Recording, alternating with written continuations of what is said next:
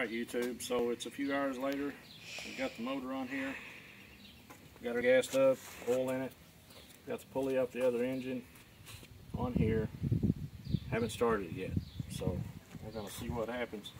This 212 Predator. I just put gas in it, haven't primed it. Now the 420, it started first pull. Can you lift her up there, bud? Hold it.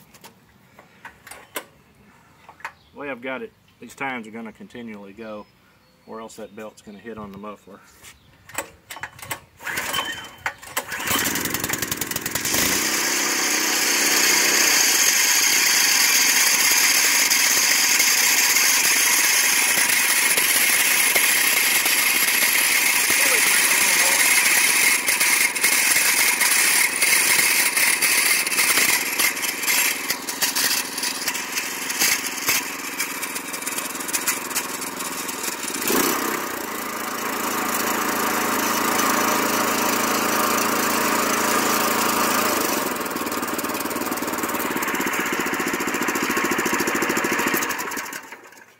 Okay, so there you have it.